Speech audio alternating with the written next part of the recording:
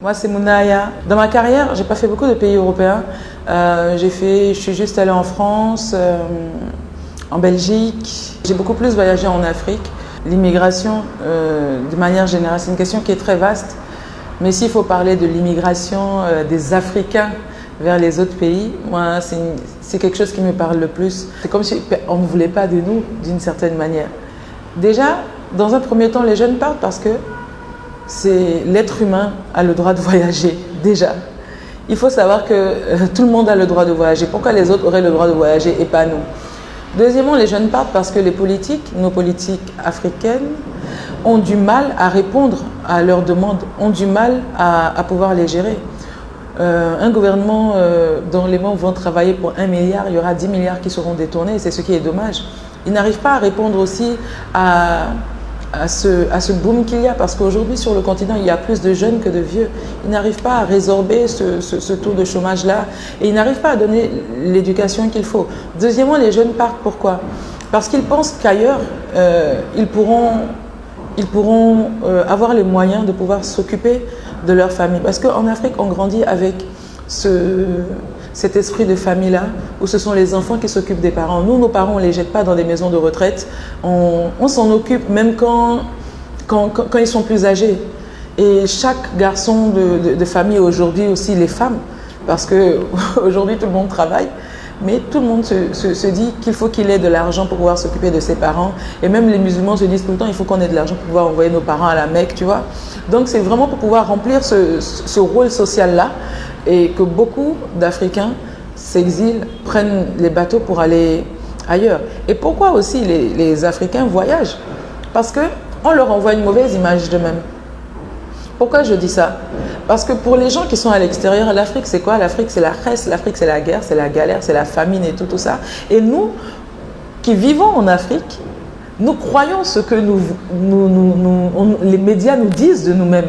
C'est-à-dire que nous ne nous autodéfinissons pas, nous ne nous pensons pas. Nous pensons que nous sommes ce que les gens disent que nous sommes. C'est aussi ça, parce que le problème il est mental, le problème il est psychologique. Et le problème, comme je dis, c'est un problème avec les médias. Aussi bien nos médias qui, comme des moutons, reprennent les documentaires et puis les reportages des médias des autres pays, mais qui sont faits à dessein. Pourquoi? Parce que tant qu'on ne va pas s'aimer, on ne va pas vouloir prendre soin de ce qu'on a ici, on ne va pas vouloir prendre soin de nos personnes. Donc c'est une politique de nous renvoyer une mauvaise image de nous-mêmes. Regardez même dans les abus de langage, oui, l'Africain est mauvais, l'homme noir c'est un sorcier, des choses comme ça. Il faut qu'on arrête nous aussi de dire des choses comme ça. Mais c'est des idées qui sont véhiculées, qui sont répétées. Vous n'allez jamais entendre un blanc dire que hey, le blanc c'est un sorcier, hey, le blanc est mauvais. Mais pourquoi nous on dit ça? Et même tu as plein d'influenceurs qui répètent encore la même chose. Moi je pense qu'il faut qu'il y ait une réelle rupture avec toutes ces mauvaises habitudes-là. Il faut qu'il y ait une réelle rupture dans les éducations qu'on donne à nos enfants. Mais c'est tragique ce qui se passe sur notre continent. Il faut que les États renforcent les journalistes. Mais ça ne les arrange pas. Parce qu'ils sont toujours dans des optiques de détournement, d'étouffer les scandales. Tu vois, vraiment, on est dans la merde. Même si c'est pour aller au Maroc, même si c'est pour aller dans d'autres pays d'Afrique, il faut à chaque fois un visa, Et moi, je pense que nos États doivent revoir leur politique aussi. C'est ce que je dis en fait. Il faut qu'on comprenne quelque chose, quoi. Que l'Afrique pour les Africains ne se fera que par les Africains. Et même en parlant de visa, je pense aussi qu'il faut qu'il y ait une réciprocité dans les demandes et dans l'accord des visas entre nous et puis tous les autres pays qui nous imposent des conditions pas possibles. Je pense que tant qu'on ne va pas se respecter, les gens ne vont pas nous respecter. Les gens sont désespérés, les gens ont besoin d'une réponse, les gens attendent une réponse, ça fait plus de 50 ans et on n'a pas cette réponse-là. Donc n'importe qui peut venir et puis manipuler des gens qui ne sont pas éduqués. Moi, je ne pense pas que l'éducation, c'est forcément l'école du blanc, non.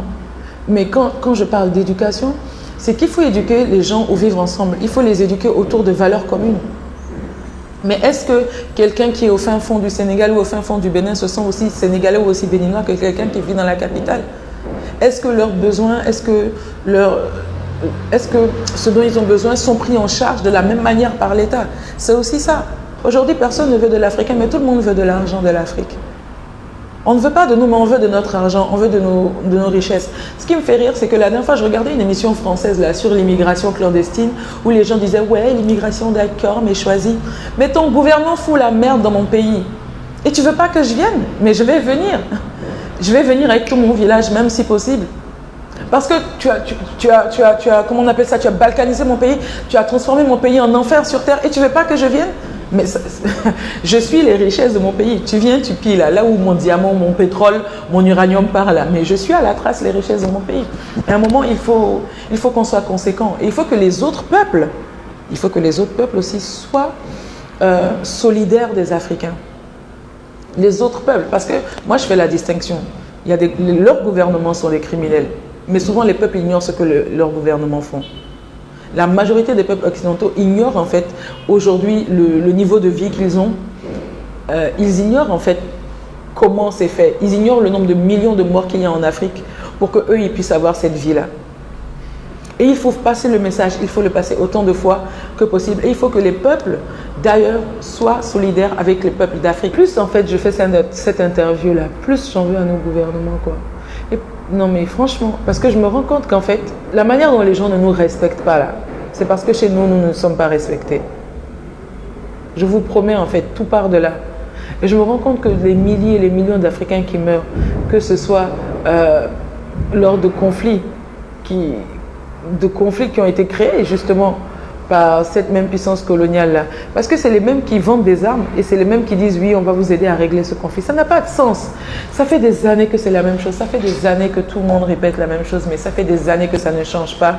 Et ça fait des années que ces mêmes personnes, avant c'était la fibre ethnique qu'on titillait et tout pour semer la merde. Aujourd'hui, ils sont rentrés dans quelque chose qui les dépasse, la religion. Même quand vous regardez, les gens disent qu'en Afrique, il n'y a pas de justice. En Afrique, vous voyez, c'est vraiment le bien-être en fait. Dans nos pays qui est remis en cause et qui fait que certaines personnes ne pensent pas qu'elles peuvent avoir un certain bien-être, un certain épanouissement dans leur propre pays. Nous sommes encore des colonies, hein. Ça revêt d'autres noms, les indépendances, on est vraiment dans le folklore, mais nous restons des colonies, c'est aussi ça la vérité. Il faut qu'on puisse se détacher de ce jeu. La solution, c'est que cette tutelle-là, des puissances coloniales-là, cette tutelle-là, il faut qu'elle disparaisse. On nous parle de séparation des pouvoirs ici, mais regardez ce qui se passe dans nos politiques. On sait qu'il n'y a aucune séparation des pouvoirs. Moi, je suis pour que les gens voyagent. Je suis pour que... parce que pour moi, il y a une seule race et c'est la race humaine. Mais en même temps aussi, si on part tous, qui est-ce qui va construire nos pays? C'est vrai que c'est difficile, mais qui est-ce qui va se battre pour qu'on ait des cadres juridiques adéquats pour pouvoir s'épanouir? Vous voyez un peu? Si on part tous, quel héritage on va laisser à nos enfants? Et ça, c'est des questions qui sont importantes. Si chacun à son niveau peut poser chaque jour un acte en allant dans le sens de cet éveil-là, de cette prise de conscience-là, de ce changement de mentalité et de comportement, un jour ça va aller.